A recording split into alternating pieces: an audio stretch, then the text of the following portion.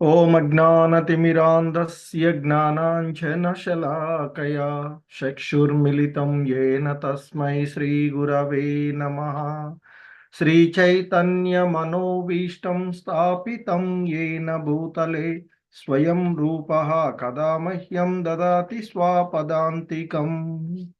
वन्देऽहं श्रीगुरो श्रीयुतपदकमलं श्रीगुरून् वैष्णवांश श्रीरूपं साग्रजातं सहगण रघुनाथान्वितं तं सजीवं साद्वैतं सावधूतं परिजनसहितं कृष्णचैतन्यदेवम् श्रीराधाकृष्णपादान् सहगण ललिता श्रीविशाखान्वितांश नमः ॐ विष्णुपादाय कृष्णप्रेष्ठाय भूतले श्रीमते भक्तिवेदांत स्वामिनिति नामिने नमस्ते सारस्वती देवे गौरवाणी प्रचारिणे निर्विशेष शून्यवादी पाश्चात्य देशतारिणे।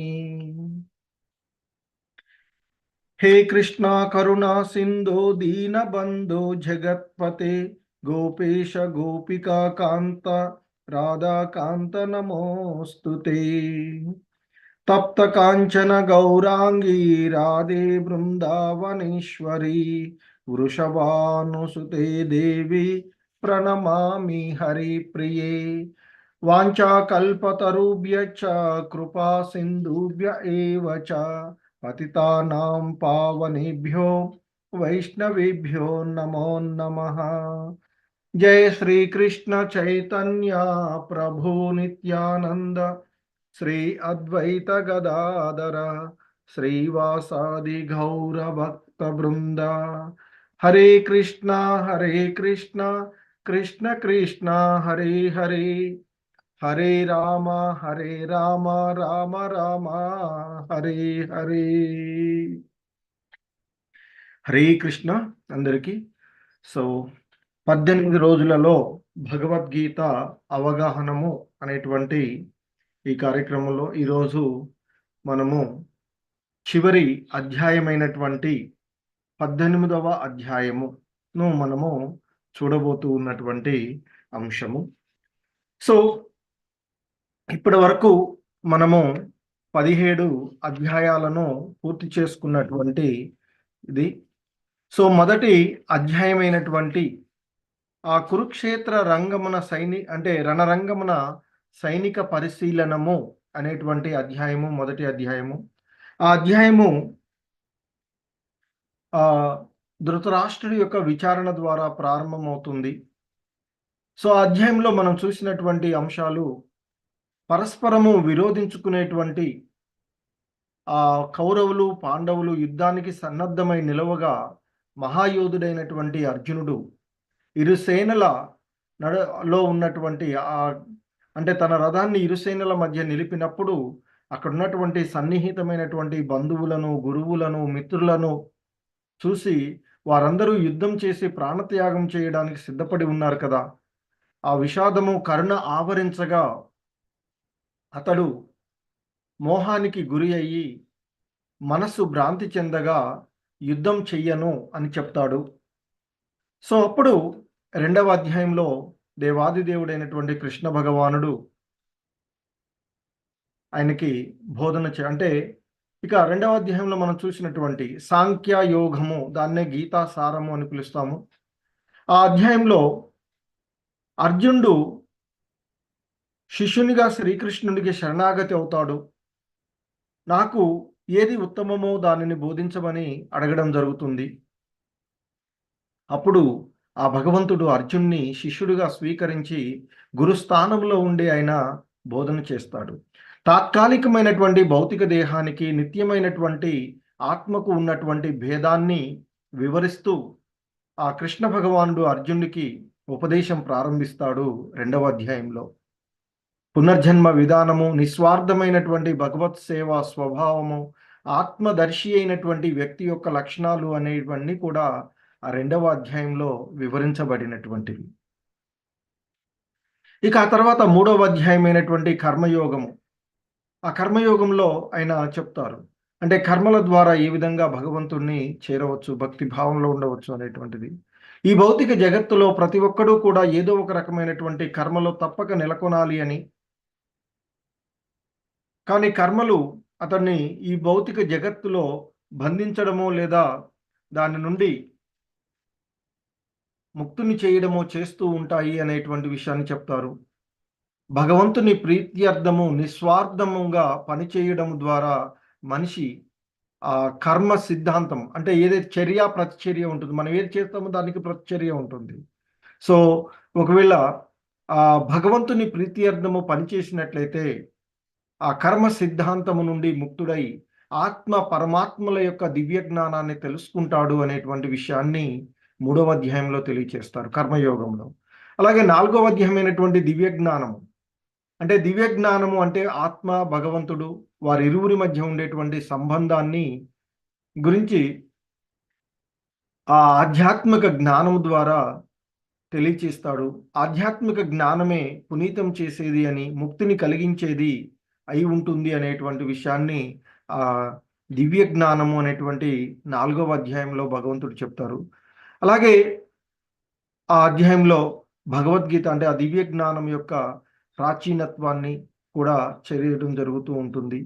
అంటే ఆ గీత యొక్క భగవద్గీత యొక్క అత్యంత పురాతనమైనటువంటి చరిత్రను భౌతిక జగత్తులో కాలక్రమమున అది కలిగినటువంటి మార్పుల గురించి ఆయన తెలియచేసి, అలాగే గురువును ఆశ్రయించవలసినటువంటి అవసరం గురించి కూడా ఆ అధ్యాయంలో భగవంతుడు తెలియచేస్తారు.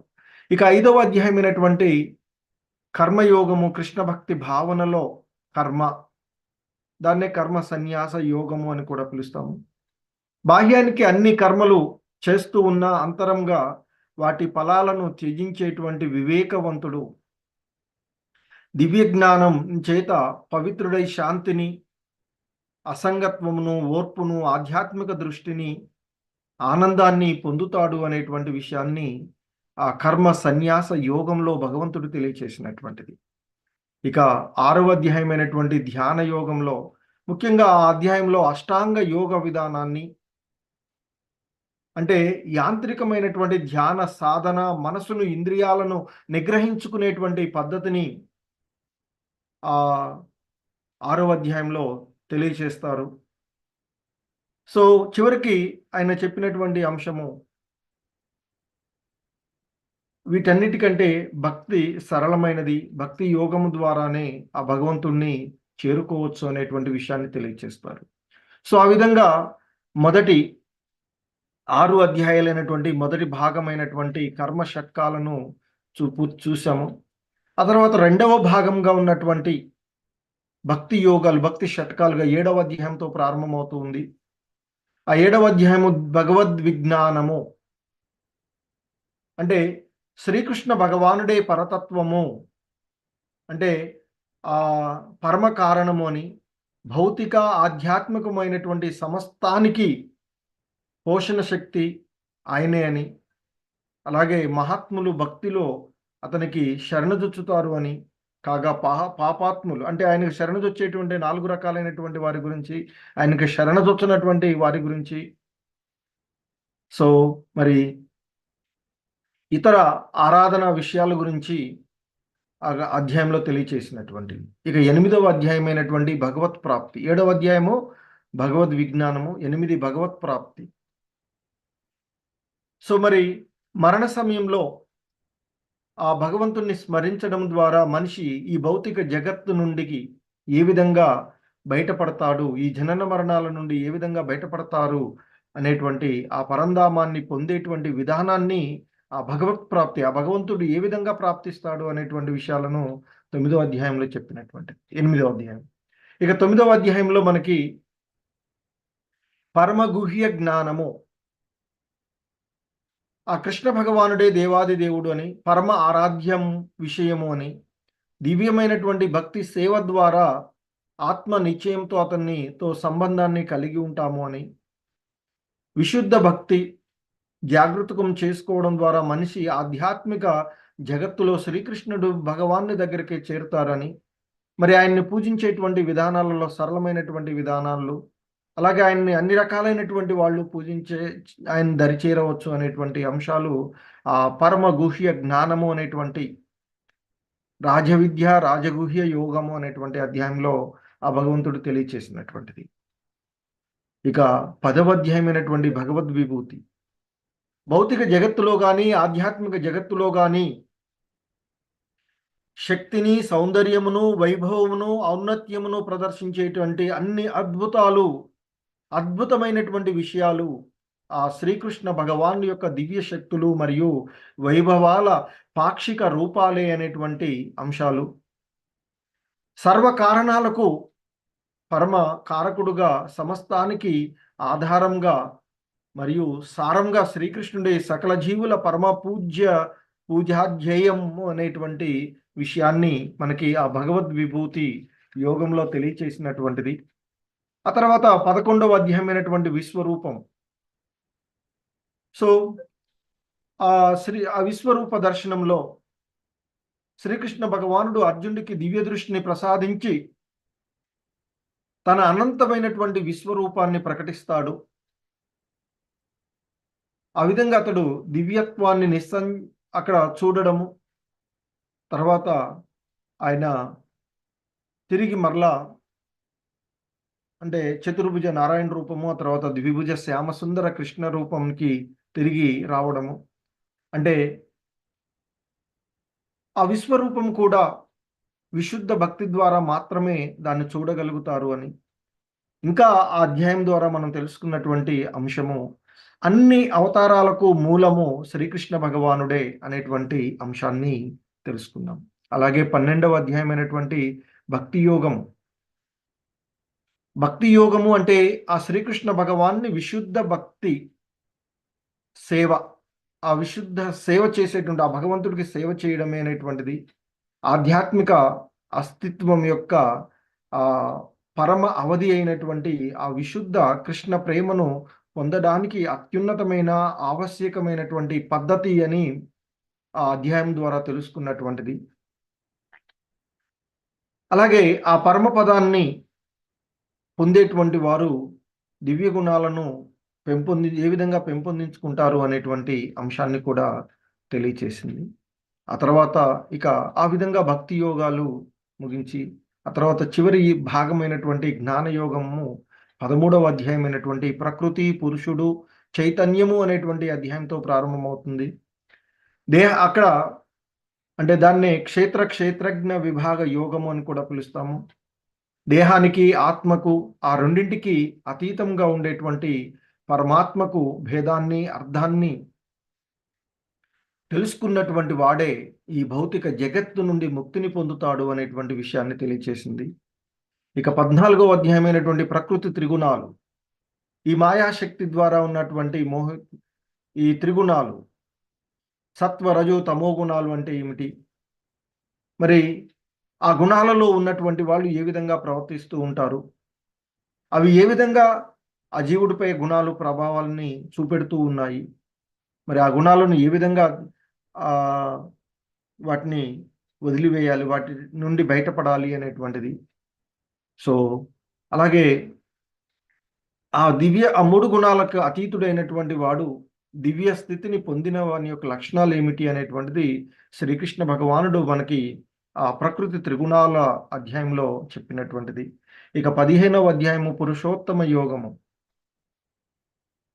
అక్కడ చెప్తారు ఈ భౌతిక బంధనము అశ్వత్థ వృక్షంతో పోల్చబడినటువంటిది. భౌతిక జగత్తు బంధనం నుండి విడివడి ఆ శ్రీకృష్ణుని దేవాది దేవునిగా అర్థం చేసుకోవడమే వేద జ్ఞానం యొక్క చర్మ ఉద్దేశ్యము అనేటువంటిది ఆ అధ్యాయంలో మనం చూసినటువంటిది. శ్రీకృష్ణుని పరమరూపమును ఎరిగినవాడు అతనికి శరణాగతుడై భక్తియుత సేవలో నెలకొంటాడు అనేటువంటి విషయాన్ని కూడా అందులో తెలియచేసినటువంటిది. ఇక 16వ అధ్యాయము దైవ అసుర స్వభావములు. అంటే అసుర గుణాలు కలిగి ఉన్నటువంటి వాళ్ళు శాస్త్ర విధి నియమాలను పాటించకపోవడము, చలన చిత్తంతో జీవించేటువంటి విధానము, వారు ఇంకా అంతకంతకు దిగజారిపోయేటువంటి పరిస్థితులను తెలియచేస్తారు. అలాగే మరి ఆ దివ్య గుణాలను కలిగి శాస్త్ర ప్రమాణాలకు కట్టుబడి ఉండేటువంటి వారు క్రమక్రమంగా అంటే దైవీ లక్షణాలను కలిగినటువంటి వారు ఆధ్యాత్మికంగా పూర్ణత్వాన్ని ఏ విధంగా సాధిస్తారు అనేటువంటిది కూడా చూశారు. ఆ తర్వాత శ్రద్ధాత్రయ విభాగ యోగము.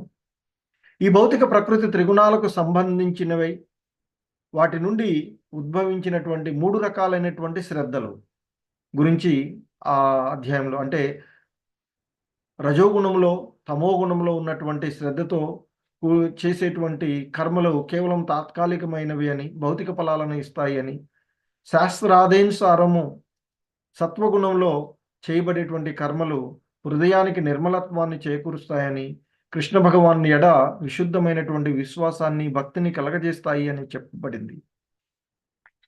ఇక ఈరోజు మనం చూడబోయేటువంటి 18వ అధ్యాయము ముగింపు, సన్యాసం యొక్క పూర్ణత్వము అనేటువంటి ఈ అధ్యాయము. సో ఈరోజు ఈ అధ్యాయము వాస్తవానికి భగవద్గీత యందు ఆ భగవంతుడు బోధించినటువంటి 17 అధ్యాయాలతోనే అర్జునుడికి కావలసినటువంటి విషయాలన్నీ కూడా బోధించబడినటువంటిది. అయితే తిరిగి ఈ 18వ అధ్యాయంలో మనం చూసేటువంటి అంశాలన్నీ కూడా ఇప్పటి వరకు బోధించినటువంటి పూర్వం చర్చించినటువంటి, అంటే 1 నుండి 17 అధ్యాయాల వరకు చర్చించినటువంటి విషయాల యొక్క అనుబంధ సారాంశమే ఈ 18వ అధ్యాయము అని శ్రీల ప్రభుపాదులు వారు చెప్తారు. అలాగే భగవద్గీతలోని ప్రతి అధ్యాయంలోనూ మనం చూసినటువంటి దాంట్లో శ్రీకృష్ణ భగవానుడి ఆ భగవత్ సేవయే జీవితం యొక్క పరమ లక్ష్యము అనేటువంటి విషయాన్ని నొక్కి చెప్పబడినటువంటి అంశం. సో అదే విషయాన్ని మరింత రహస్యతమమైనటువంటి జ్ఞానపదం ద్వారా ఈ 18వ అధ్యాయంలో, వాటి యొక్క సమాహారంగా ఉన్నటువంటి ఈ 18వ అధ్యాయంలో చెప్పబడేటువంటి అంశాలను మనము చూస్తాం. హరే కృష్ణ. సో మోక్ష సన్యాస యోగము లేదా ముగింపు, సన్యాసం యొక్క పూర్ణత్వము అనేటువంటి ఈ 18వ అధ్యాయము. సో ఇప్పటి వరకు మనం ఈ 17 అధ్యాయాలలో కూడా భగవద్గీతను అవగాహన చేసుకోవడానికి మనం చూసినటువంటి అంశాలన్నీ కూడా ఇస్కాన్ వ్యవస్థాపక ఆచార్యులైనటువంటి శ్రీల ప్రభుపాదుల వారి యొక్క బోధనలు. ఇవన్నీ కూడా మీకు ఇప్పటి వరకు మేము ఏమైతే చెప్పామో ఇవన్నీ ఇస్కాన్ వ్యవస్థాపక ఆచార్యులైనటువంటి శ్రీల ప్రభుపాదుల వారు ఇచ్చినటువంటి అంశాలను మాత్రమే మీకు తెలియచేసింది. అంటే ఇక్కడ మేము ఈ క్లాస్ వినిపించినట్టు, ఈ మీకు బోధించినటువంటి బోధన అంతా కూడా శ్రీల ప్రభుపాదుల వారి యొక్క బోధనలే ఇవన్నీ కూడాను. హరే కృష్ణ. జగద్గురు శ్రీల ప్రభుపాద్కి జై. సో ఇక ఈ అధ్యాయంలోని మొదటి శ్లోకము, అర్జున ఉవాచ సన్యాసస్య మహాబాహో తత్వమిచ్ఛామి వేదితుం త్యాగస్య చ హృషీకేశ పృథక్ కేశినీ సూదన. అర్జునుడు అడుగుతూ ఉన్నాడు ఆ దేవాది దేవుడైనటువంటి కృష్ణ భగవానుల వారిని, ఓ మహాబాహో, అంటే అర్జునుడు కృష్ణ భగవాన్ని మహాబాహో అంటూ సంబోధిస్తూ ఉన్నాడు ఈ శ్లోకంలో. అలాగే ఇంకా, ఓ కేసి సంహార, ఓ ఇంద్రియాధీశ, త్యాగం యొక్క ఉద్దేశమును, సన్యాసం యొక్క ఉద్దేశమును నేను తెలుసుకోగోరినాను అంటూ అర్జునుడు ఆ భగవంతుణ్ణి ఉన్నటువంటి అంశం. ముఖ్యంగా ఇక్కడ భగవంతుడుని అర్జునుడు 2 ముఖ్యమైనటువంటి పదాలతో సంబోధిస్తూ ఉన్నారు. హృషీకేశ, అలాగే కేశిని సూదన అనేటువంటి పదాలు. హృషీకేశుడు, ఆ కేశిని సూదన అనేటువంటి 2 పదాలు కూడా ప్రధానమైనవి అని చెప్తారు. హృషీకేశుడు శ్రీకృష్ణుడే అనేటువంటిది, అతడే ఆ హృషీకేశుడు అంటే సకల ఇంద్రియాలకు అధిపతి. మరి మన యొక్క మానసికమైనటువంటి నిర్మలతను పొందడానికి ఆయన మనకు సహాయం చేస్తారు. అందుకే ఆయన్ని ఋషికేశ అని సంబోధిస్తున్నారు. ఇక్కడ అర్జునుడి పరిస్థితి కూడా అదే. అలాగే కేసి సంహార, కేసిని సూదన అని పిలిచాడు. కేసి సంహార. కేసి అనేటువంటి మహారాక్షసుని సంహరించినటువంటి వాడు కృష్ణ భగవానుడు. సో, కనుకనే కేసి సంహార అనేటువంటి పదం కూడా ఇక్కడ వాడబడింది. కేసి అనేటువంటి మహారాక్షసుని సంహరించి మనలో కలిగేటువంటి ఈ అనుమానాలు ఇవన్నీ కూడా ఈ సందేహాలు ఏదైతే ఉన్నాయో ఇవి రాక్షసులతో పోలుస్తూ ఉంటారు. సో, మరి ఇక్కడ మనలో కలిగినటువంటి ఈ సందేహాలను తీర్చగలిగేటువంటి వాడు అంటే ముఖ్యంగా అర్జున్‌లో కలిగినటువంటి సందేహాలన్నిటిని కూడా తీర్చగలిగేటువంటి వాడు ఆ కృష్ణ భగవానుడు. అందుకే ఆయన్ని కేసి సంహార అని సంబోధించాడు అర్జునుడు అని కూడా భాష్యం చెప్తారు మనకి శ్రీల ప్రభుపాదులు వారు. సో, ఆ విధంగా అర్జునుడు ఆ భగవంతుడిని త్యాగం యొక్క ఉద్దేశాన్ని, సన్యాసం యొక్క ఉద్దేశాన్ని నేను తెలుసుకోగోరుతూ ఉన్నాను అని అడగడము. దానికి ఇక ఆ భగవంతుని యొక్క సమాధానం. శ్రీ భగవానువాచ కామ్యానాం కర్మణాం సన్యాసం సన్యాసం కవయో విదుః సర్వకర్మ ఫలత్యాగం ప్రాహుస్త్యాగం విచక్షణాః. ఆ భగవంతుడు సమాధానం చెప్తూ ఉన్నారు అర్జునుడికి. భౌతిక కోరికపై ఆధారపడిన కర్మలన్నింటినీ విడిచిపెట్టడమే సన్యాసము అని మహాపండితులు చెబుతూ ఉన్నారు అర్జున అని చెప్తున్నారు.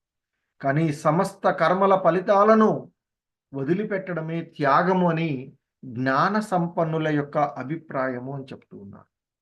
సో, ఆ విధంగా ఆ సన్యాసము మరియు త్యాగముల యొక్క విషయాన్ని ప్రామాణికంగా పండితులు చెప్పినటువంటి జ్ఞాన సంపన్నులు చెప్పినటువంటి విషయాన్ని ఆయన ఇక్కడ చెప్తూ ఉన్నటువంటి ఇంకా చెప్తూ ఉన్నారు. త్యాజ్యం దోషవదిత్యేకే కర్మ ప్రాహుర్మనీషణః యజ్ఞదాన తపకర్మ నత్యాజ్యమితి చాపరే. సో, ఇంకా చెప్తూ ఉన్నారు ఆయన, ఓ అర్జున, అన్ని రకములైన కామ్య కర్మలు దోషమైనవి, వాటిని విడిచిపెట్టాలి అని కొంతమంది పండితులు అంటారు. అయినా జ్ఞానము అంటే ఇక్కడ యజ్ఞము, దానము, తపస్సు అనే కర్మలను ఏనాడు విడిచిపెట్టవద్దు అని కొందరు ఋషులు అంటారు అర్జున అంటూ చెప్తూ ఉన్నటువంటిది.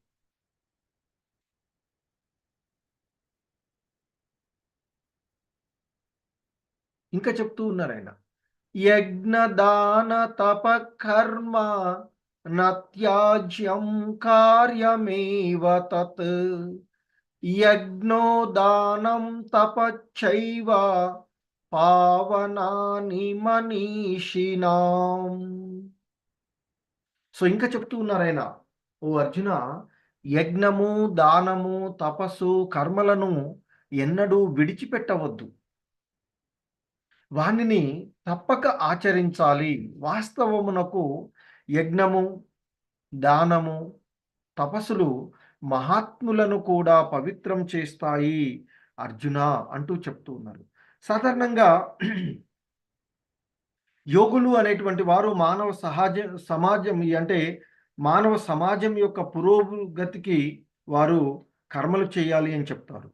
మరి మనిషి ఆధ్యాత్మిక జీవనం వైపుకు పురోగమింప చేయడానికి పలు సంస్కారమైనటువంటి కర్మలు ఉన్నాయి అని చెప్తారు.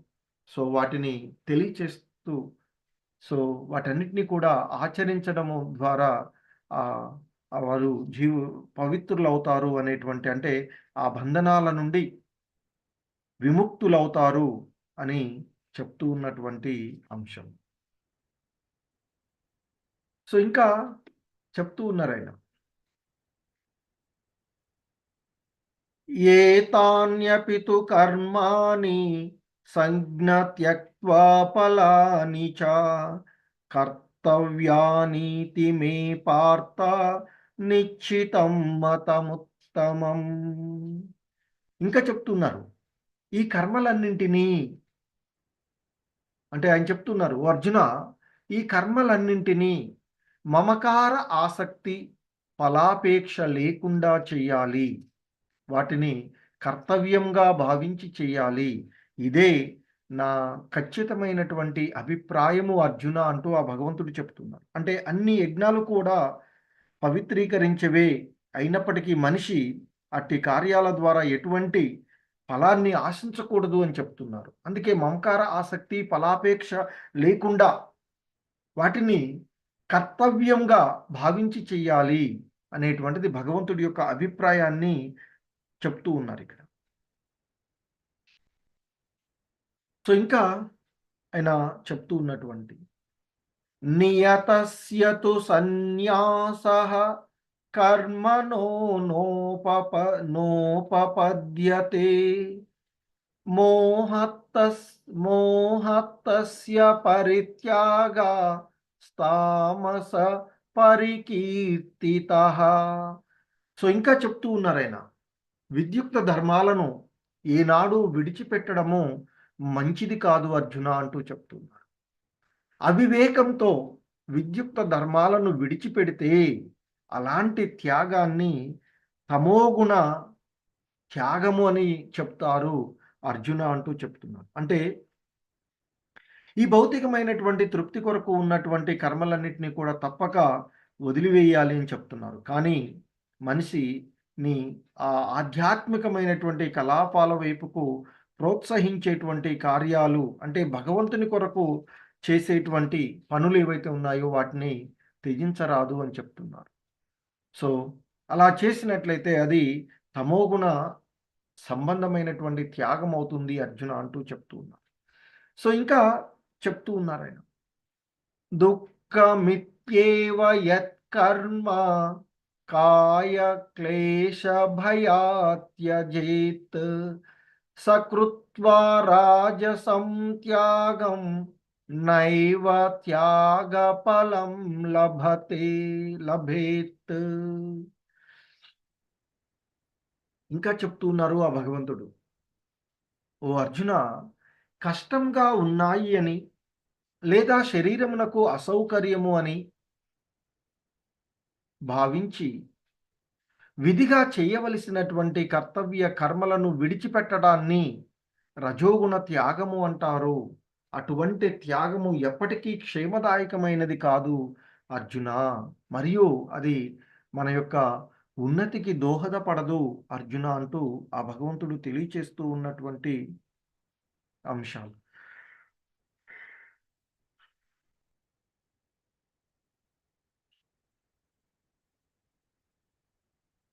సో ఇంకా చెప్తూ ఉన్నారు, కార్యమిత్యేవ యత్కర్మ నియతం క్రియతే అర్జున సంగం త్యక్త్వా ఫలం చైవ స త్యాగ సాత్వికో మతః.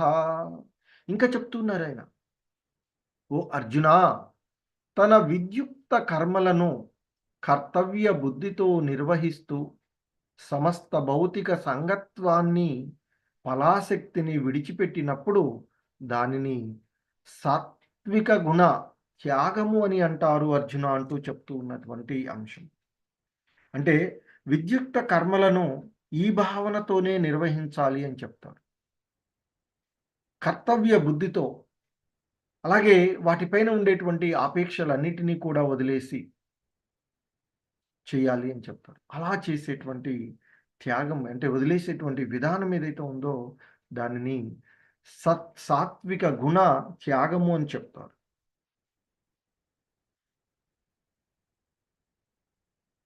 సో ఇంకా చెప్తున్నారు, నహి హరే కృష్ణ నహి దేహభృతా శక్యం త్యక్తుం కర్మాణ్యశేషతః యస్తు కర్మ ఫలత్యాగి సత్యాగి త్యభిధీయతే. సో ఇంకా చెప్తూ ఉన్నారు ఆయన, దేహదారి అయిన వానికి కర్మలన్నింటినీ వదులుకోవడము నిజంగా సాధ్యం కాదు. కానీ కర్మ యొక్క ఫలాలను త్యజించే వ్యక్తే నిజమైనటువంటి త్యాగి అర్జున అంటూ చెప్తూ ఉన్నటువంటి. ఎందుకంటే మనం సాధారణంగా ఈ కర్మలన్నింటినీ కూడా వదులుకోలేము. ఇంతకుముందు కూడా చెప్పినట్టు తనను తాను పోషించుకోవడానికైనా కర్మలను ఆచరించాలి అని చెప్తారు. సో, కాబట్టి మనిషి ఏ సమయంలోనూ కర్మలను త్యజించడం అనేటువంటిది అక్కడ త్యజించలేడు అనేటువంటి విషయాన్ని భగవద్గీత చెప్తూ ఉన్నటువంటిది. అందుకే ఆయన చెప్తూ ఉన్నారు. కృష్ణ భగవానుని కొరకే పనిచేస్తూ కర్మ ఫలాలని భోగించకుండా సమస్తము ఆ కృష్ణుడికే సమర్పించేటువంటి వాడు నిజమైన త్యాగి అనే చెప్తూ ఉన్నారు. సో, ఆ విధంగా ఆహ్, త్యాగి నిజమైన త్యాగి అని ఎవరిని అంటారు అనేటువంటి విషయాన్ని ఇక్కడ భగవంతుడు తెలియచేసినటువంటి అంశం. సో, ఇంకా చెప్తూ ఉన్నారాయన. అనిష్టమిష్టం మిశ్రం చ త్రివిధం కర్మణ ఫలం భవత్యత్యాగినాం ప్రేత్య నతు సన్యాసినాం క్వచిత్. సో, ఇంకా చెప్తూ ఉన్నారాయన. స్వప్రయోజనం పట్ల ఆసక్తితో ఉండేవారికి మరణించిన పిదప కూడా సుఖము, దుఃఖము మరియు రెండింటి మిశ్రమము. ఈ 3 విధములుగా కర్మల ప్రతిఫలములు ఉంటాయి అని, కానీ కర్మ ఫలత్యాగం చేసినటువంటి వారికి అటువంటి ఫలములు ఈ లోకంలో గాని, పరలోకంలో గాని ఉండవు అని చెప్తూ ఉన్నారు. అంటే శ్రీకృష్ణుడితో మనకు ఉన్నటువంటి సంబంధ జ్ఞానాన్ని కృష్ణ భక్తి భావనలో పనిచేసేటువంటి వ్యక్తి సర్వదా ముక్తుడే అవుతాడు అనేటువంటి విషయాన్ని చెప్తూ ఉన్నారు. అతడు ఎటువంటి బంధనాలలో చిక్కుకోడు. అంటే మరణం తర్వాత తన కర్మ ఫలాలను అనుభవించవలసినటువంటి అవసరం లేదు అని చెప్తారు. సాధారణంగా మనం చేసినటువంటి మంచి పనుల వల్ల సుఖము, చెడు పనుల వల్ల దుఃఖము ప్రతిఫలాలుగా ఉంటాయి. లేదా ఆ రెండింటి మిశ్రమం. కొన్ని మంచి, కొన్ని చెడు పనులు చేయడం వల్ల ఆ రెండింటి మిశ్రమం. ఈ విధంగా 3 రకాలైనటువంటి ప్రతిక్రియలు మనకుంటాయి. కానీ కర్మ ఫలత్యాగం చేసినటువంటి వారికి ఇటువంటి ఈ 3 రకాలైనటువంటి ఫలాలు ఈ లోకంలో గాని, పరలోకంలో గాని అనుభవించవలసిన అవసరం లేదు అంటూ చెప్తూ ఉన్నారు ఆ భగవంతుడు. సో, ఇంకా ఆయన మనకి త్రిగుణముల యొక్క అంటే ఇక్కడ సాధారణంగా ఆయన చెప్పినటువంటి అంశాలలో కార్యస్థానము అంటే దేహము, కర్త, నానా రకాలైనటువంటి ఇంద్రియాలు, పలు విధములైనటువంటి ప్రయత్నాలు, చివరికి ఆ పరమాత్ముడు అనేవి 5 రకాలైనటువంటి కర్మ కారణాలు ఉంటాయి అని చెప్తారు.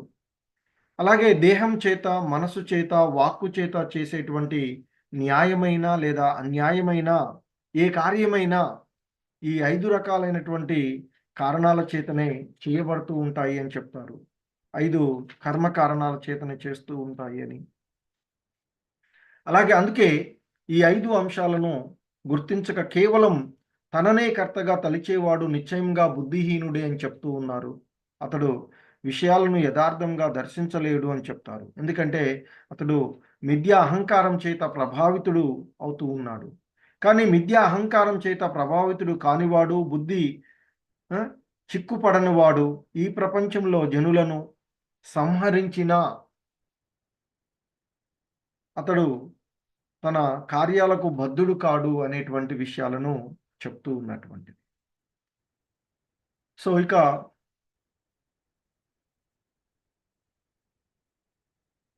ఈ ప్రకృతి త్రిగుణములను గురించి మనకి 19 నుండి 40 శ్లోకాల వరకు ఆ భగవంతుడు ఇక్కడ ఈ అధ్యాయంలో కూడా మళ్ళా తెలియచేస్తూ ఉన్నటువంటి అంశాలు.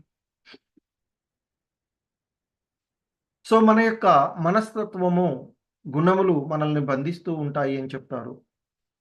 మరి ఈ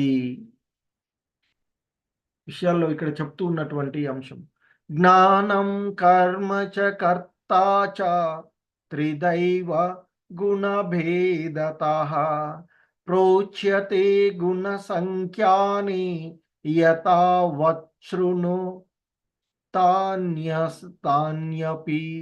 ప్రకృతి త్రిగుణముల పరంగా గుణాల భేదాన్ని బట్టి జ్ఞానము, కర్మ, కర్త అనే వాటిని సాంఖ్య శాస్త్రము మూడేసి విధాలుగా విభజించినది అని చెప్తూ ఉన్నారు. వాటిని గురించి నేను తెలియచేస్తాను విను అర్జున. అంటే ఈ జ్ఞానము 3 విధాలుగాను, సాత్విక జ్ఞానము, రాజసిక జ్ఞానము, తామసిక జ్ఞానం. కర్మ కూడా అలాగే. ఏంటి సాత్వికమైనటువంటి కర్మలు, రాజసికమైనటువంటి కర్మలు, తామసిక కర్మలు, అలాగే కర్త. సో, ఈ విధంగా 3 విధాలుగా ఉన్నాయి అని వాటి గురించి నేను చెప్తాను విను అర్జున అంటూ ఆ భగవంతుడు ఇక్కడ తెలియచేస్తూ ఉన్నారు. అందులో సాత్వికమైనటువంటి జ్ఞానం అంటే ఏమిటో చెప్తూ ఉన్నారు. ప్రాణులన్నింటిలోనూ అఖండము, అవినాశనము, అవిభక్తము అయినటువంటి ఆత్మ వస్తువును చూడడమే సాత్వికమైన జ్ఞానము అని చెప్తున్నారు. ఇక వేర్వేరుగా కనిపించే సర్వభూతాలలోనూ ఆత్మలు అనేక విధాలుగా ఉన్నాయి అని భావించడము రాజసికమైన జ్ఞానము అని, ఇక తగిన కారణం లేకుండా, అంటే తత్వము తగిన కారణం లేకుండా సమస్తము అదే అనే ఒక సక్ సంకుచిత దృష్టితో ఏదో ఒక పని మీద ఆసక్తిని కలిగి ఉండేటువంటి జ్ఞానం ఏదైతే ఉందో అది తామసిక జ్ఞానం అని చెప్తున్నారు. అలాగే సాత్వికమైనటువంటి కర్మ ఏంటి అంటే ఆసక్తి, అభిమానము, అనురాగము, ద్వేషము, ఫలాపేక్ష లేకుండా శాస్త్ర సమ్మతంగా చేసేటువంటిది సాత్వికమైనటువంటి కర్మ అని, ఫలాభిలాషతోనూ, అహంకారంతోనూ, అధిక ప్రయాసతో చేసేటువంటిది రాజసికమైనటువంటి కర్మ అని, ఇక మోహంతోనూ, స్వశక్తి ఏమిటో తెలుసుకోకుండా, జరిగే పరిణామాలు ఏమిటో అని తెలుసుకోకుండా, జరిగే నష్టం గురించి ఆలోచించకుండా ఆచరించేటువంటి కర్మ తామసిక కర్మ అని అంటారు. అలాగే కర్త కూడా వాటిని ఆచరించేటువంటి వాడు కూడా 3 రకాలు. నిర్వాహకుడు, విధి నిర్వాహకుడు అని అంటాం. ఫలాపేక్ష, అహంభావం విడిచిపెట్టి ధైర్య, ఉత్సాహాలతో జయాపజయాలను లెక్క చేయకుండా కర్మలను ఎవడు ఆచరిస్తూ ఉంటాడో అతడే సాత్వికమైనటువంటి విధి నిర్వాహకుడు అని చెప్పు. ఇక రాజసికమైనటువంటి విధి నిర్వాహకుడు అంటే ఏంటో కూడా చెప్తున్నారు. అనురాగము, కర్మఫలాసక్తి, దురాశ, పరపీడన పరాయణత్వాలతో శుచి శుభ్రత్వము లేకుండా సుఖదుఖాలకు లొంగిపోతూ కర్మలను ఆచరించేటువంటి వాడు రాజసికమైనటువంటి విధి నిర్వాహకుడు లేదా కర్త అని చెప్తూ ఉన్నారు. అలాగే ఇక తామసికం మనోనిగ్రహము, వివేకము, వినయం లేకుండా ద్రోహ బుద్ధితో, దృష్ట స్వభావంతో, నిరుత్సాహంతో, నిరంతరము విచారంతో, కాలయాపనలతో కర్మలు ఆచరించేటువంటి వాడు తామసిక కర్త అని చెప్తూ ఉన్నారు. సో ఇంకా చెప్తూ ఉన్నారు ఆయన, ఓ ధనంజయ, గుణభేదాలను బట్టి బుద్ధి, ధైర్యము 3 విధాలుగా ఉంటుంది. అంటే సాత్వికమైన బుద్ధి, రాజసికమైన బుద్ధి, తామసిక బుద్ధి. అలాగే ధైర్యం కూడా సాత్విక ధైర్యము, రాజసిక ధైర్యము, తామసిక ధైర్యము. వాటిని గురించి విడివిడిగా తెలియచేస్తాను విను అని చెప్తున్నారు. అలాగే ఆయన ఇంకా చెప్తున్నారు, ఓ అర్జున, జీవాత్మ రమించే 3 విధముల సుఖముల గురించి మరియు సర్వ దుఃఖముల నుండి విముక్తి దశ చేరటం గురించి ఇప్పుడు నా నుండి విను అని చెప్తూ ఉన్నారు ఆయన. మరి సాత్వికమైనటువంటి బుద్ధి కర్మ మార్గాన్ని, సన్యాస మార్గాన్ని, కర్తవ్యాలను అంటే కర్తవ్య అకర్తవ్యాలను, భయ అభయాలను, బంధాన్ని, మోక్షాన్ని గ్రహించగలిగేటువంటి బుద్ధి సాత్వికమైనటువంటి బుద్ధి అని చెప్తూ ఉన్నారు. ఇక ధర్మాధర్మాలను, కార్యాకార్యాలను సరిగా తెలుసుకోలేనటువంటి స్థితిలో ఉండేటువంటి బుద్ధి రాజసికమైన బుద్ధి అని, ఇక తామసికమైనటువంటి బుద్ధి అంటే ఏంటో చెప్తున్నారు. అజ్ఞాన అంధకారం వల్ల అధర్మాన్ని ధర్మంగాను, ధర్మాన్ని అధర్మంగాను, ప్రతి విషయాన్ని విరుద్ధంగా, విపరీతంగా భావించేటువంటి బుద్ధి తామసికమైన బుద్ధి అని చెప్తున్నారు. ఇక సాత్వికమైనటువంటి సంకల్పం మనసు, ప్రాణము, ఇంద్రియాలు వాటి వ్యాపారాలను యోగ సాధన ద్వారా నిలబెట్టగలిగేటువంటి నిశ్చలమైనటువంటి ధైర్యము సాత్వికమైనటువంటి ఇదని చెప్తారు. ఇక ధర్మార్థ కామాల పట్ల అభిమానము, ఫలాభిలాష కలిగి ఉండేటువంటి ధైర్యం ఏదైతే ఉందో అది రాజసికమైన ధైర్యము అని. ఇక బుద్ధి లేనివాడు నిద్ర, భయము, దుఃఖము, విషాదము, మదంలను విడిచిపెట్టకుండా చేసేటువంటి ధైర్యం ఏదైతే ఉందో అది సో తామసికమైనటువంటి సంకల్పము లేదా తామసిక ధైర్యము అని చెప్తారు. ఇక ఆనందం ఆరంభంలో విషంలా ఉన్న అంత్యకాలంలో చివరికి అమృతం సమానమయ్యేటువంటి సుఖం ఏదైతే ఉందో లేదా ఆనందం ఏదైతే ఉందో అది సాత్విక ఆనందము అని చెప్తారు. కానీ మొదట్లో మంచిగా ఉంటుంది, అమృతంలాగా ఉండి చివరకు విషంగా మారేటువంటిది ఇంద్రియాల కలయిక పట్ల కలిగేటువంటి సుఖం రాజసిక సుఖము లేదా రాజసికమైన ఆనందము అని చెప్తారు. ఇక నిద్ర, బద్ధకము, ప్రమాదాల వల్ల జనించే ఆదిలోనూ అంతంలోనూ మోహంను కలగజేసేటువంటి సుఖం ఏదైతే ఉందో అది తామసికమైన సుఖము లేదా తామసికమైన ఆనందము అని చెప్తుంది. సో ఇంకా ఈ అధ్యాయంలో ఆ భగవంతుడు ఆదర్శప్రాయుడైనటువంటి కర్త ఎవరు అనేటువంటి విషయాన్ని ఇక్కడ మనకి వివరిస్తూ ఉన్నటువంటి అంశం.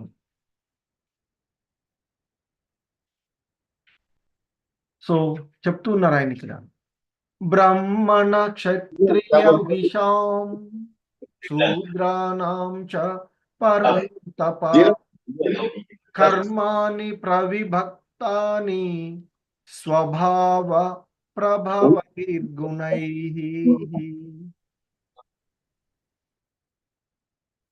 ఇంకా చెప్తున్నారు ఆయన, ఓ పరంతప, ప్రకృతి త్రిగుణాలను అనుసరించి తమ స్వభావాల నుండి పుట్టిన గుణాలను లేదా గుణాల ద్వారా జనులను బ్రాహ్మణులు, క్షత్రియులు, వైశ్యులు, శూద్రులుగా విభజింపబడిరి అని చెప్తూ ఉన్నారు.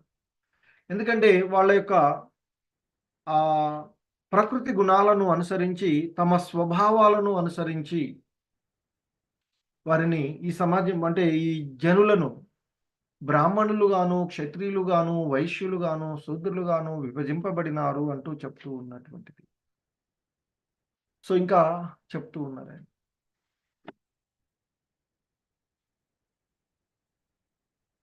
శమోదమస్తప చౌచం క్షాంతిరార్జమేవ చ జ్ఞానం విజ్ఞానమాస్తిక్యం బ్రహ్మ కర్మ స్వభావజం.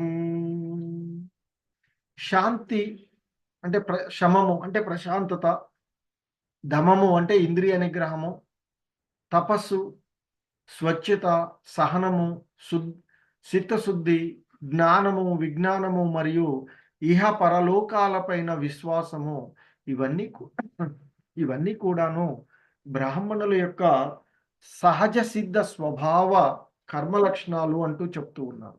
అంటే ఇక్కడ ఆ భగవంతుడు తెలియచేస్తున్నటువంటి చతుర్వర్ణాలు ఏదైతే ఉన్నాయో అది పుట్టుక కాదు, వాళ్ళ యొక్క గుణాలు, వాళ్ళు చేస్తూ ఉన్నటువంటి కర్మలను అనుసరించి ఈ 4 వర్గాలు ఉన్నవి అనేటువంటి విషయాలు చెప్తున్నారు.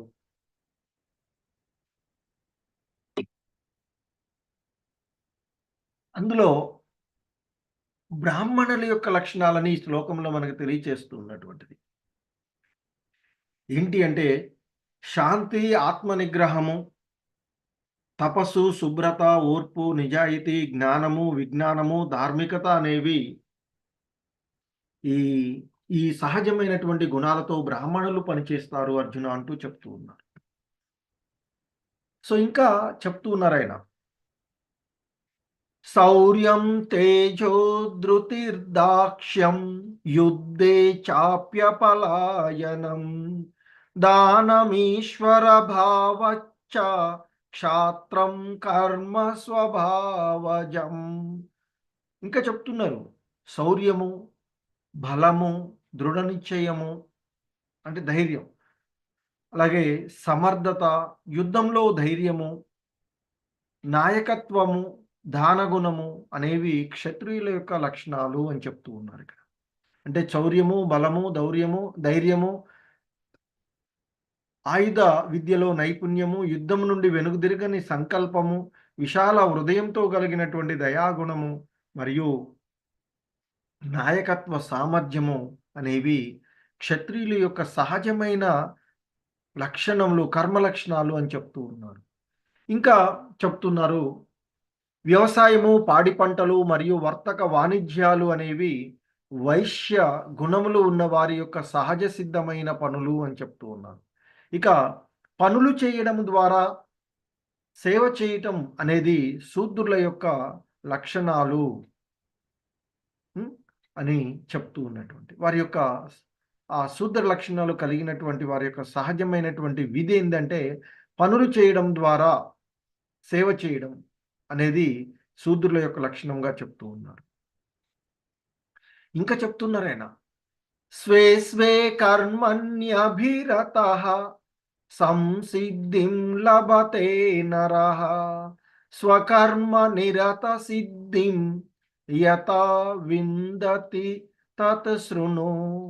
ఇంకా చెప్తున్నారు ఆయన, ఓ అర్జున, స్వభావ సిద్ధ జనితమైన వారి వారి విధులను నిర్వర్తించటము ద్వారా మానవులు పరిపూర్ణ సిద్ధిని సాధించవచ్చు అని చెప్తున్నారు. ఒక వ్యక్తి తనకు విధించబడినటువంటి విధులను నిర్వర్తిస్తూ పరిపూర్ణతను ఎలా సాధించగలడో ఇప్పుడు నేను చెప్తాను, విను అర్జున అంటూ అన్నారు. సో ఆయన చెప్తున్నారు, అంటే ఒక వ్యక్తి తనకు విధింపబడినటువంటి విధులను నిర్వర్తిస్తూనే పరిపూర్ణతను ఎలా సాధించగలడో నేను చెప్తాను, విను అర్జున అంటూ, నా నుండి విను అర్జున అంటూ చెప్తున్నారు. సో అంతకుముందు చూసాం మనము, అంబరీషుడు ఏ విధంగా తన ఈ వ్యక్తిగత కర్మలను ఆచరిస్తూనే ఎలా యోగ పరిపూర్ణుడుగా ఉన్నాడో మనం చూసినటువంటి అంశం. ఇంకా చెప్తున్నారు, యత ప్రవృత్తిర్భూతానాం ఏన సర్వమిదం తతం స్వకర్మణా తమభ్యర్చ్య సిద్ధిం విందతి మానవః. సకల జీవులకు మూలము మరియు సర్వవ్యాప్తి అయిన భగవంతుని పూజిస్తూ మానవుడు సర్వకర్మ నిర్వహణ చేయడం ద్వారా పరిపూర్ణతను పొందగలుగుతాడు అర్జున అంటూ చెప్తూ ఉన్నాడు. సో ఇంకా చెప్తున్నారు ఆయన, శ్రేయాన్ స్వధర్మో విగుణః పరధర్మాత్ స్వనిష్ఠితాత్ స్వభావనియతం కర్మ కుర్వన్నాప్నోతి కిల్బిషం. సో ఇతరుల ధర్మమును సరిగ్గా చేయటం కంటే, సరిగా చేయలేకపోయినా సరే తన స్వధర్మము చేయుటయే వ్యక్తికి శ్రేష్టము.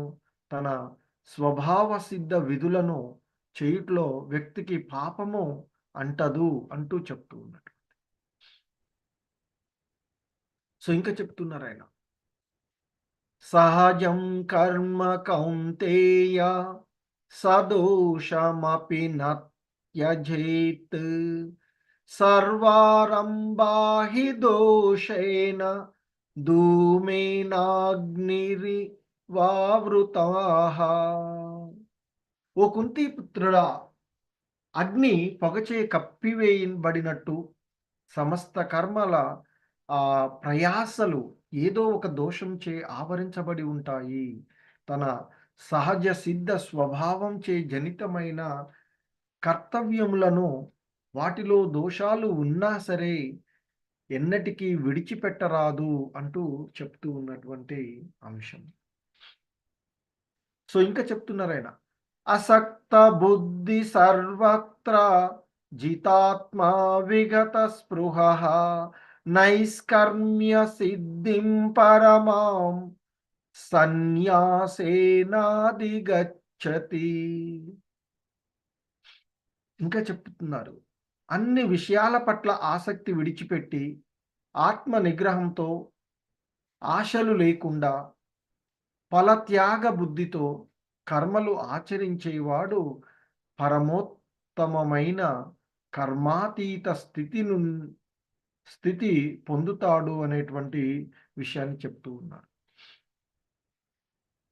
సో ఇంకా చెప్తున్నారు, బ్రహ్మభూత ప్రసన్నాత్మ నశోషతి నకాంక్షతి సమ సర్వేషు భూతేషు మద్భక్తిం లభతే పరాం.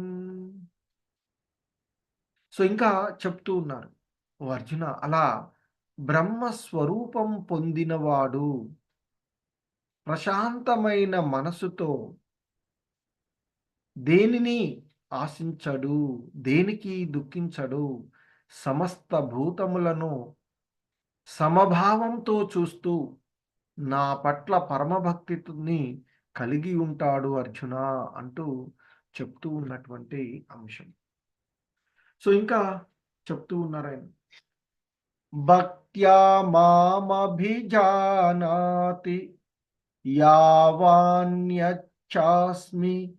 తత్వతః తతో మాం తత్వతో జిజ్ఞాత్వా విశతే ధనంజయ. సరే, విజతే తదనంతరం. హరే కృష్ణ. సారీ. సో భక్త్యా మామభిజానాతి యావాన్యచ్చాస్మి తత్వతః తతో మాం తత్వతో జ్ఞాత్వా విశతే తదనంతరం.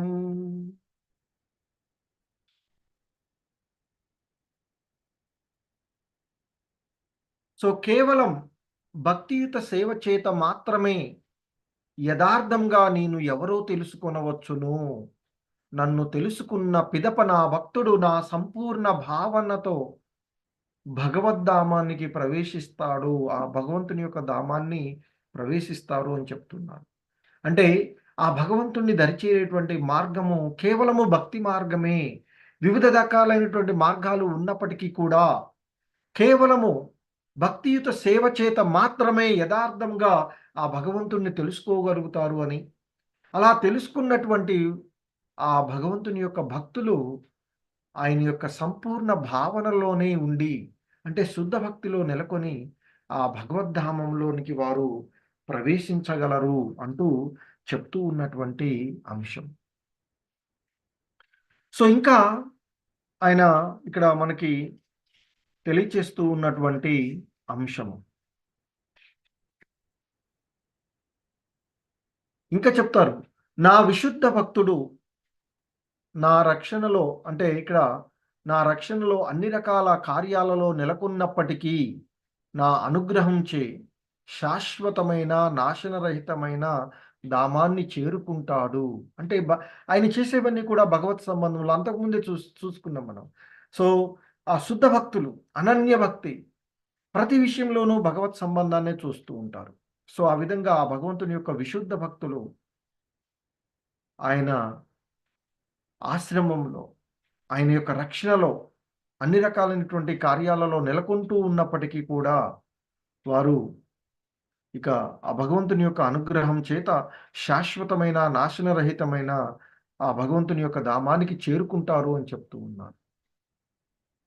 సో ఇంకా చెప్తున్నారు ఆయన, మచ్చిత్త సర్వదుర్గాని మత్ప్రసాదాత్ పరిష్యసి అత చేత్వమహంకారాత్ న శ్రోష్యసి వినంక్ష్యసి. సో ఇంకా ఆ భగవంతుడు చెప్తూ ఉన్నటువంటి అంశము, ఓ అర్జున, నీవు నా యందు మనసు కలవాడవైతే నా కృపచే, అంటే నా యొక్క అనుగ్రహం చే నీవు అన్ని అడ్డంకులను దాటగలవు. మచ్చిత్త సర్వదుర్గాని అని చెప్తున్నారు. ఆయన భగవంతుడి పైన మనసు కలిగి ఉన్నట్లయితే అన్ని, ఇక్కడ దుర్గాని అంటే అడ్డంకులు, దుర్గము.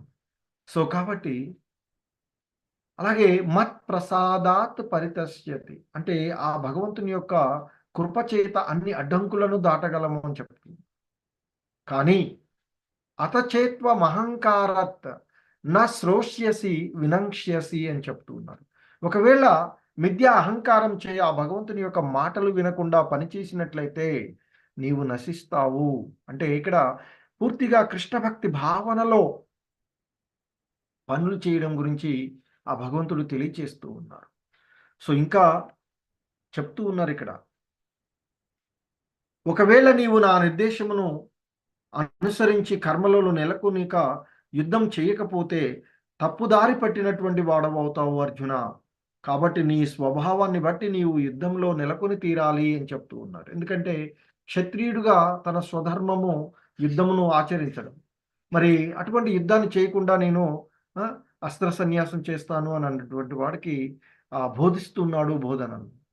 సో కాబట్టి ఇంకా చెప్తారు ఆయన, మోహంతోనే నీవు ఇప్పుడు నా నిర్దేశానుసారం పనిచేయడానికి నిరాకరిస్తూ ఉన్నావు.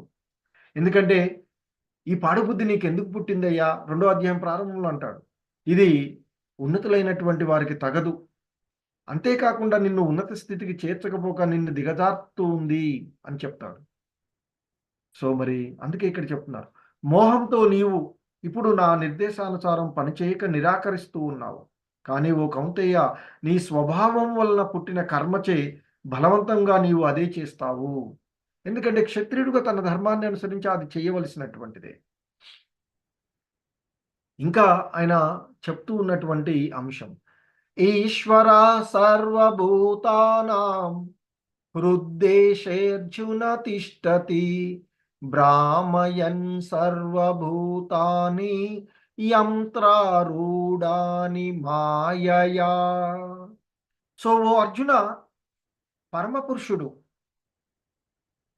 ఎల్లరి హృదయములలోనూ ఉండి భౌతిక ప్రకృతితో తయారు చేయబడిన యంత్రంలో ఆసీనులై ఉన్న అన్ని జీవుల యొక్క గతులను నిర్దేశిస్తూ ఉన్నాడు. ఎందుకంటే ఆ భగవంతుడు అందరి హృదయాల్లోనూ పరమాత్మ రూపంలో ఉంటాడు. మరి మనమేమో మన ఆత్మ గతాలకు సంబంధించినటువంటి విషయాలన్నీ కూడా మర్చిపోతుంది. కానీ భగవంతుడికి అవన్నీ గుర్తుంటాయి. కాబట్టి మనం అంతకుముందు ఏం కర్మలను ఆచరించామో దాని ఫలాలను ఏం పొందాలో అవన్నీ నిర్దేశించేటువంటి వాడు ఆ హృదయస్థ పరమాత్ముడు అనే విషయాన్ని చెప్తూ ఉన్నారు ఇక్కడ. ఆ భగవంతుడే మనము ఈ దేహం, ఈ భౌతిక ప్రకృతితో తయారు చేయబడినటువంటి ఈ దేహం, పంచమహాభూతాలతో తయారు చేయబడినటువంటి ఈ దేహంలో ఆసీనులై ఉన్నటువంటి ఆ పరమాత్ముడు జీవుల యొక్క గతులను నిర్దేశిస్తూ ఉన్నాడు అని చెప్తున్నారు. సో ఇంకా ఆ భగవంతుడు చెప్తూ ఉన్నటువంటి అంశాలలో, ఓ భరతవంశీయుడా, సంపూర్ణంగా అంటే ఆ భగవంతునికి శరణు పొందుము, అతని అనుగ్రహం చే, అంటే భగవంతుని యొక్క అనుగ్రహం చే నీవు పరమశాంతిని, దివ్యమైనటువంటి శాశ్వతమైనటువంటి స్థానాన్ని పొందుతావు అంటూ చెప్తాను. అలాగే ఇంకా ఈ విధంగా నేను నీకు గుహ్యతరమైన జ్ఞానమును వివరించాను అర్జున. దీనిని పూర్తిగా యోచించి తర్వాత నీవు కోరుకున్నది చేయవలసింది అని చెప్పిన తర్వాత మళ్ళీ భగవంతుడు ఏమంటున్నాడు, నీకు నేను చెప్పాను, నీవు ఆలోచించుకొని నీ ధర్మాన్ని నీవు చెయ్యి అర్జున అంటూ ఆయనకి కొంత స్వేచ్ఛనిస్తూ ఉన్నటువంటిది. సో ఇంకా చెప్తారు, నీవు నాకు ప్రియమైనటువంటి మిత్రుడైన కారణంగా అన్నింటికంటే గుహ్యతమమైనటువంటి జ్ఞానము, నా పరమోపదేశము నీకు చెప్తూ ఉన్నాను. ఇది నీ హితము కొరకే, కనుక దీనిని నా నుండి విను అంటూ ఆ భగవంతుడు చెప్తూ ఉన్నటువంటి అంశము ఆయన చెప్తున్నారు. మన్మనాభవ మద్భక్త మధ్యాజీ మాం నమస్కురు మామే వైష్యసి సత్యం తే ప్రతిజానే ప్రియోసి మే. ఇంకా చెప్తున్నారు ఆయన, మన్మనాభవ మద్భక్తో మధ్యాజీ మాం నమస్కురు, ఎల్లప్పుడూ నన్నే స్మరించు, నా భక్తుడు అగుము, నన్ను పూజించుము, నాకు నమస్కరించుము అంటూ చెప్తున్నాడు భగవంతుడు. ఆ విధంగా చేయడం వలన నీవు తప్పక నన్ను చేరుకుంటావు. మరి జీవుడి యొక్క పరమగమ్యము ఆ భగవంతు ధామాన్ని చేరుకోవడమే కదా. సో అందుకే ఆయన అంటున్నాడు, ఆ విధంగా చేయడం వలన నీవు తప్పక నన్ను చేరుకుంటావు. నీవు నాకు ప్రియమైనటువంటి స్నేహితుడవు కదా అర్జున. అందుకే నేను నీకు ఈ మాట ఇస్తూ ఉన్నాను అర్జున అంటూ ఆ భగవంతుడు చెప్తూ ఉన్నాడు. అంటే ఇక్కడ రహస్యతమమైనటువంటి జ్ఞానం ఏమిటంటే, మనిషి శ్రీకృష్ణ భగవానుడి విశుద్ధ భక్తుడై అతన్ని ఎల్లప్పుడూ స్మరిస్తూ అతని కొరకే పనిచేయడమే ఆ రహస్యతమమైనటువంటి జ్ఞానం అని చెప్తారు.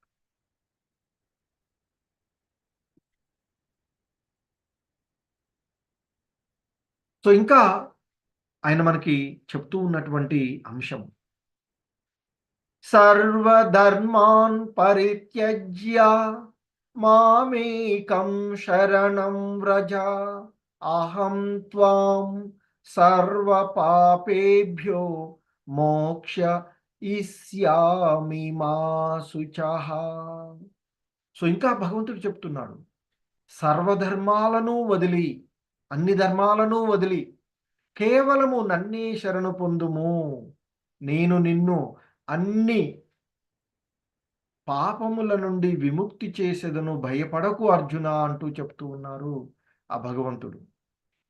అంటే ఇక్కడ భగవానుడు నానా రకాలైనటువంటి జ్ఞానాలను, ధర్మ విధానాలను, అంటే పరబ్రహ్మ జ్ఞానము, పరమాత్మ జ్ఞానము, నానా రకాలైనటువంటి వర్ణాశ్రమ జ్ఞానాలను, సన్యాస ఆశ్రమ జ్ఞానము, మరియు అసంగత్వము, మనో ఇంద్రియాల నిగ్రహము, ధ్యానాదులకు సంబంధించినటువంటి జ్ఞానాన్ని వివరించినటువంటిది.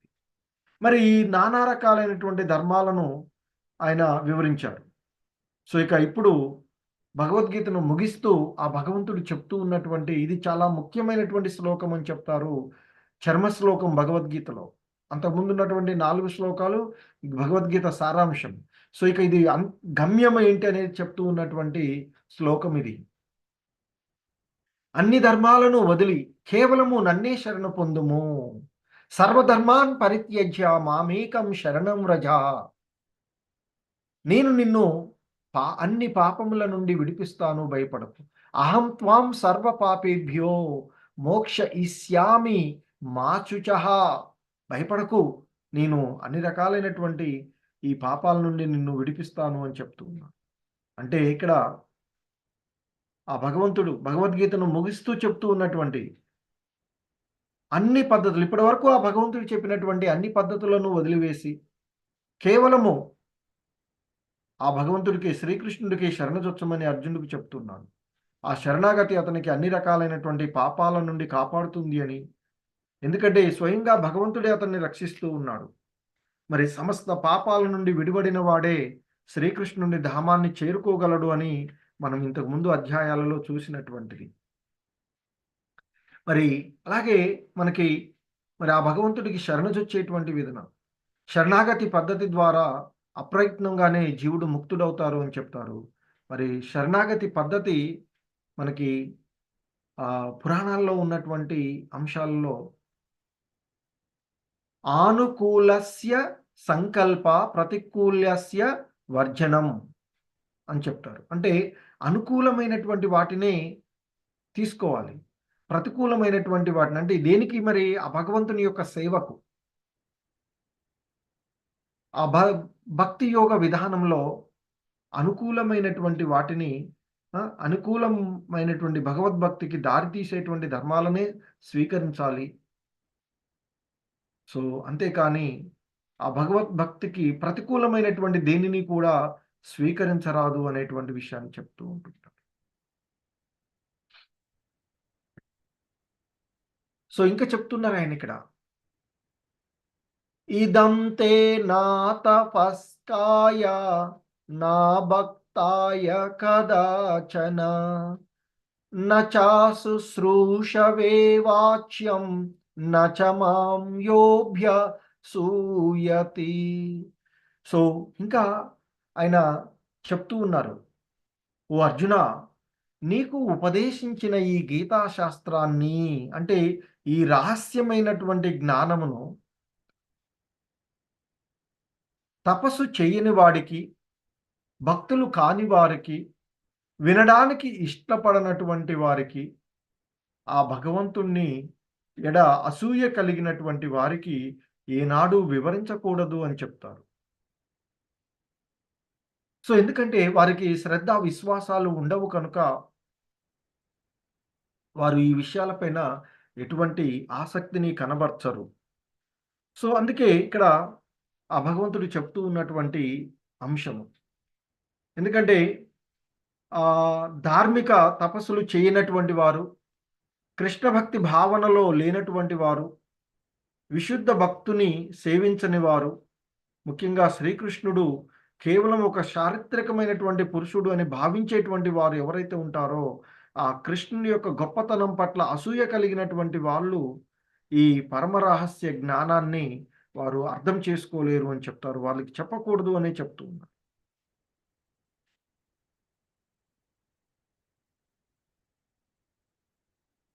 సో, ఇంకా చెప్తూ ఉన్నారాయన.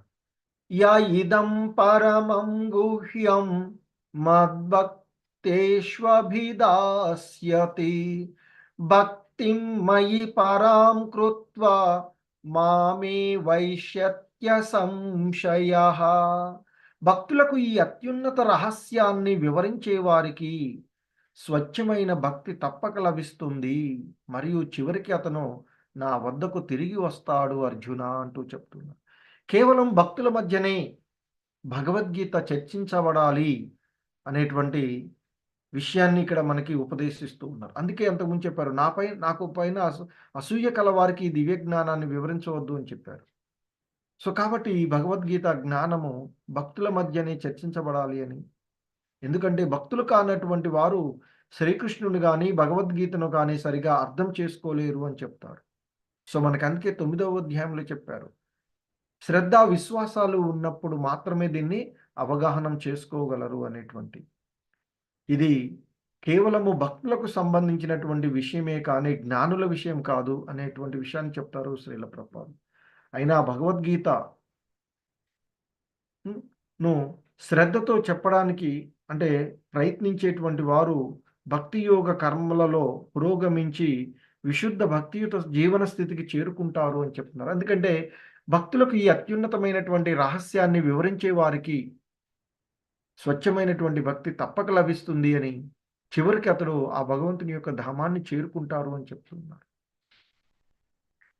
చెప్పి ఇంకా చెప్తున్నారు. మరి అటువంటి ఆ భక్తుల గురించి చెప్తున్నారు.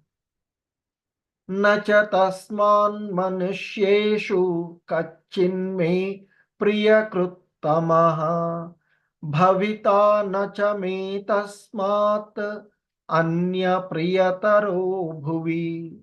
సో, ఆ భగవంతుడికి యొక్క ఈ భగవద్గీత జ్ఞానాన్ని నలుగురికి ప్రచారం చేసేటువంటి ఆ భగవంతుని యొక్క శుద్ధ భక్తులు. అంటే అతని కంటే ఇక చెప్తున్నారు. అటువంటి ఆ శుద్ధ భక్తుని కంటే నాకు ఎక్కువ ప్రియమైన సేవకుడు మరొకడు ఈ ప్రపంచంలోనే లేరు అని చెప్తున్నారు. అతని కంటే ఇంకెవరు నాకు ప్రియమైన వారు కూడా ఉండరు అర్జున అంటూ చెప్తూ ఉన్నటువంటి అంశం. సో, ఇంకా ఆయన చెప్తూ ఉన్నారు. మన ఈ పవిత్రమైనటువంటి సంభాషణను అధ్యయనం చేసేటువంటి వాడు అంటే భగవద్గీత జ్ఞానాన్ని అధ్యయనం చేసేటువంటి వారు తన జ్ఞాన యజ్ఞము ద్వారా నన్ను పూజించిన వాడు అని నేను ప్రకటిస్తూ ఉన్నాను అర్జున అంటూ చెప్తున్నాడు. ఆయన అంటున్నాడు, అద్యేష్యతే చ ఇమం ధర్మ్యం సంవాదమావయోః జ్ఞానయజ్ఞేన తేనాహం ఇష్టస్యామితి మే మతిః. సో, ఆ భగవంతుడు చెప్తున్నాడు, ఓ అర్జున, మన ఈ పవిత్రమైన సంభాషణను అంటే నేనేదైతే నీకు వివరించానో ఈ వివరించినటువంటి విషయాలను అధ్యయనం చేసేటువంటి వాడు తన జ్ఞాన యజ్ఞము ద్వారా నన్ను పూజించిన వాడని నేను ప్రకటిస్తూ ఉన్నాను అర్జున అని చెప్తున్నా. చెప్పి ఇంకా అంటున్నాడు ఆయన, ఓ అర్జున, శ్రద్ధతో అసూయ లేకుండా దీనిని వినేవాడు కూడా అంటే భగవద్గీత జ్ఞానం ఎక్కడైనా ప్రవచనాలు జరుగుతూ ఉంటే, భగవద్గీత క్లాసులు జరుగుతూ ఉంటే, వాటిని శ్రద్ధతోనూ అసూయ లేకుండా వినేవాడు కూడా పాపముల నుండి విముక్తి పొందుతాడు అని చెప్తూ ఉన్నారు. మరియు పుణ్యాత్ములు నివసించేటువంటి పుణ్యలోకాలకు చేరుకుంటారు అర్జున అంటూ చెప్తూ ఉన్నారు. చెప్పి ఇక చివరికి ఆయన మరి బోధించినటువంటి బోధనలన్నిటి యొక్క పర్యవసానాన్ని ఆ భగవంతుడు అడుగుతూ ఉన్నటువంటి అంశము. ఏమంటున్నాడు ఆయన? కచ్చిదేతచ్యుతం పార్థ త్వయైకాగ్రేణ చేతసా కచ్చిదజ్ఞాన సమ్మోహః ప్రణష్టస్తే ధనంజయ. ఓ పార్థ, నిశ్చలమైనటువంటి మనసుతో నీవు ఈ గీతా జ్ఞానాన్ని విన్నావు కదా. హరే కృష్ణ. ఓ ధనంజయ, అవివేకం వల్ల కలిగిన నీ భ్రాంతి అంతా అంతరించిందా లేదా? ముందేమో శ్రద్ధగా నేను చెప్పిందంతా విన్నావా అని అడిగాడు తన శిష్యుడిని ఆ జగద్గురు కృష్ణ భగవానుడు. అన్నాక మళ్ళీ అంటున్నాడు, ఓ ధనంజయ, మరి అవివేకం వల్ల నీలో భ్రాంతి కలిగింది కదా, ఆ భ్రాంతి అంతా మరి పోయిందా నేను తెలియజేసినటువంటి ఈ దివ్య జ్ఞానం ద్వారా అంటూ అడుగుతూ ఉన్నాడు ఆ భగవంతుడు. దానికి అర్జునుడు సమాధానం ఇస్తూ ఉన్నాడు. మరి ఉం, ఒక ఉత్తమమైనటువంటి విద్యార్థి ఏ విధంగా సమాధానం ఇస్తున్నాడో చూడొచ్చు ఇక్కడ మనం.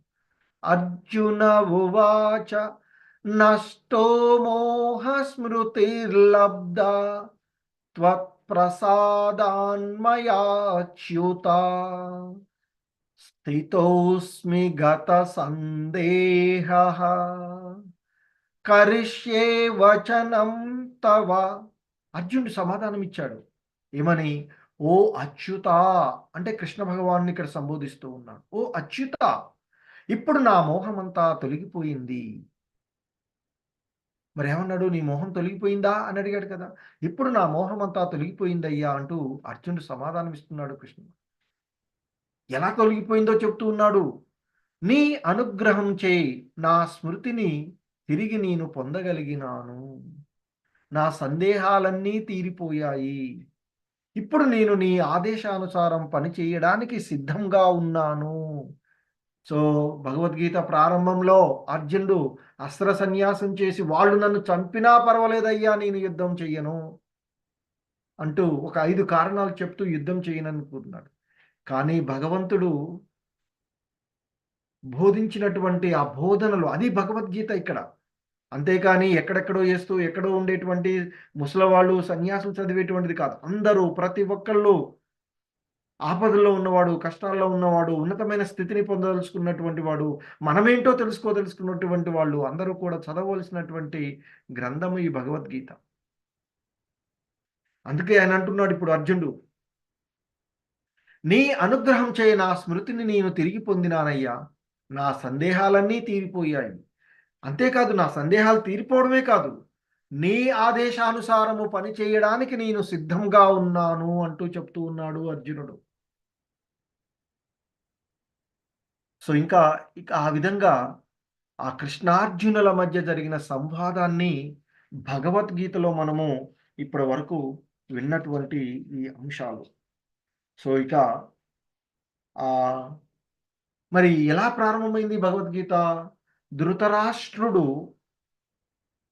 అడిగినటువంటి ప్రశ్నలకు, అంటే ధృతరాష్ట్రుడి యొక్క ఎంక్వైరీ ద్వారా, విచారణ ద్వారా మొదలైంది. దానికి సంజీవుడు సమాధానం చెప్తూ వచ్చాడు. ఆ సమాధానంలో అంటే ఇక్కడ ఆ కురుక్షేత్రంలో శ్రీకృష్ణార్జునుల మధ్య జరిగేటువంటి సంవాదాన్ని మనము సంజయుడు ధృతరాష్ట్రుడితో చెప్తూ ఉన్నటువంటి అంశాన్ని విన్నాము. సో ఇక ఇప్పుడు చివరికి సంజయుడు ధృతరాష్ట్రుడితో అంటూ ఉన్నాడు. సంజయ ఉవాచ ఇత్యహం వాసుదేవస్య పార్థస్య చ మహాత్మనః సంవాదమిమశ్రౌచం అద్భుతం రోమహర్షణం. సంజయుడు పలుకుతూ ఉన్నాడు, ఈ విధంగా కృష్ణార్జునులు అనే ఇరువురు మహాత్ముల మధ్య సంవాదాన్ని నేను విన్నానయ్యా. ఆ సందేశము, అంటే కృష్ణుడు అర్జునుడికి బోధించినటువంటి ఆ బోధన, ఆ సందేశము ఎంత అద్భుతంగా ఉన్నది అంటే నాకు రోమాంచనం అవుతుందయ్యా అంటూ చెప్పినటువంటిది. మరి ఎలా చెప్పగలిగాడో మనకు చెప్తున్నారు ఇక్కడ.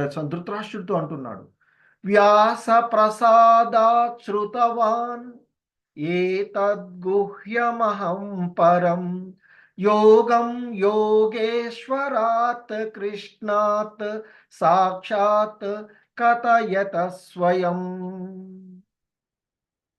అర్జునుడితో స్వయంగా మాట్లాడుతున్న యోగేశ్వరుడైన శ్రీకృష్ణుడి నుండి ఈ అత్యంత రహస్య సంభాషణను మా గురువైనటువంటి వ్యాసుడు అనుగ్రహం చేత నేను నేరుగా విన్నాను అంటూ చెప్తూ ఉన్నారు. అంటే ఇక్కడ కృష్ణ సంబంధంలోనే, పరంపరలోనే ఉన్నటువంటి వాడు సంజయుడు కూడా. ఇక్కడ సంజయుడు వ్యాసుల వారి యొక్క శిష్యుడు. మరి వ్యాసులు ఎవరు? నారదుడి యొక్క శిష్యుడు. నారదుడు ఎవరు? బ్రహ్మ శిష్యుడు, కుమారుడు. బ్రహ్మవుడు కృష్ణ భగవానుల యొక్క శిష్యుడు. సో ఆ విధంగా కృష్ణుడితోని నేరుగా సంబంధాన్ని కలిగి ఉన్నటువంటి వాడు కనుక ఈ దివ్య జ్ఞానాన్ని సంజయుడు విన్నానయ్యా నేను ఆ విధంగా అని చెప్పి ఆ ధృతరాష్ట్రుడితో చెప్తూ ఉన్నాడు. చెప్పి అంటున్నాడు, ఇంకా అంటున్నాడు, రాజన్ సంస్మృత్య సంస్మృత్య సంవాదమిమద్భుతం కేశవార్జునయో పుణ్యం హృష్యామి చ ముహుర్ముహు. ఓ రాజా, శ్రీకృష్ణ భగవానుడికి మరియు అర్జునుడికి మధ్య జరిగిన ఆ మహా అద్భుతమైన సంవాదమును పదే పదే గుర్తు చేసుకుంటూ నేను మళ్ళీ మళ్ళీ ఆనందిస్తూ ఉన్నానయ్యా అంటూ చెప్తున్నా. చెప్పి ఇక ధృతరాష్ట్రుడికి ప్రారంభంలో కొంత సందేహం. ఏమన్నాడు? ఓ సంజయ, నా కుమారులు పాండు కుమారులు ధర్మక్షేత్రమైనటువంటి కురుక్షేత్రంలో యుద్ధానికి సన్నద్ధమైన తర్వాత ఏమి చేస్తూ ఉన్నారయ్యా? యుద్ధ సన్నద్ధులైన వాళ్ళు ఏం చేస్తారు? యుద్ధం చేస్తారు. కానీ ఆ ప్రదేశం యొక్క ప్రాముఖ్యత, పాండవుల వైపు ఆ కృష్ణ భగవానుడు ఉన్నాడు అనేటువంటి ఉద్దేశంతో కొంత సందేహం ఉంది తన కొడుకులు. అలాగే తన వైపున భీష్ముడున్నాడు, ద్రోణాచార్యుడున్నాడు, కర్ణుడున్నాడు అనేటువంటి ఒక ఆశ కూడా ఉంది. యుద్ధంలో నా కొడుకులు ఏమైనా గెలవేయమొచ్చో అనే ఉన్నది. అందుకే ఇక్కడ అది కూడా ఏదైనా ఉంటే తొలగిపోవాలి అని ఆ సంజయుడు చెప్తూ ఉన్నాడు ధృతరాష్ట్రుడితో ఈ విధంగా, యత్ర యోగేశ్వర కృష్ణో యత్ర పార్థో ధనుర్ధరః తత్ర శ్రీర్విజయో భూతి ధ్రువా నీతిర్మతిర్మమ. ఎక్కడ యోగేశ్వరుడు అయిన శ్రీకృష్ణ భగవానుడు ఉంటాడో, ఎక్కడ మహాధనుర్ధారి అయిన అర్జునుడు ఉండునో, అచ్చట ఖచ్చితంగా సంపద, విజయము, అసాధారణ శక్తి మరియు నీతి ఉంటుంది. ఇది నా అభిప్రాయము ఓ ధృతరాష్ట్ర రాజా అంటూ సంజయుడు అక్కడ జరిగిన విషయాలన్నీ చెప్పి ముగిస్తూ ఉన్నాడు. సో ఈ విధంగా భగవద్గీత యొక్క 18 అధ్యాయాలను మనము పూర్తి చేసుకున్నాము. ఈరోజు 18వ అధ్యాయము, అంతకుముందు 17 అధ్యాయాలను పూర్తి చేసుకున్నాము. సో భగవంతుడు ద్వారా వచ్చిన పాట ఇది.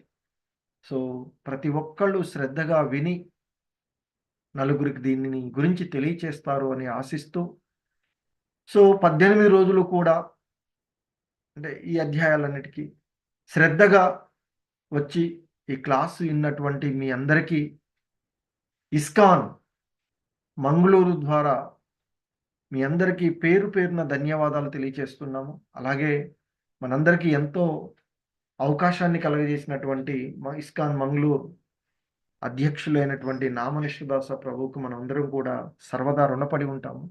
అలాగే మీకు టెక్స్ట్ మెసేజ్లు ఇవన్నీ పెడుతూ ఉన్నటువంటి శ్రీదేవి మాతాజీ, ఆ తర్వాత సూర్యకుమార్ మాతాజీ, వీళ్ళందరికీ ధన్యవాదాలు తెలియచేస్తూ ఈరోజు ఇది ముగిస్తున్నాము. ఇక మీరు మరలా జాయిన్ అవ్వదలుచుకుంటే ఫర్దర్గా లెవెల్ 2లో జాయిన్ అవ్వచ్చు. క్లాసులు వినడానికి అవకాశం ఉంది. అలాగే సదాచారం, మంచి ఆచారము, వైష్ణవ సాంప్రదాయాలేంటి, వైష్ణవ భక్తు అనేటువంటి అంశానికి సదాచారం అనేటువంటి క్లాస్ కూడా ఉంటుంది. దానిలో కూడా జాయిన్ అవ్వచ్చు. హరే కృష్ణ. అందరికీ ధన్యవాదాలు. సో ఎవరైనా మీ యొక్క అభిప్రాయాలు కూడా ఉంటే 1, 2 పాయింట్స్ ఏవైనా ఉంటే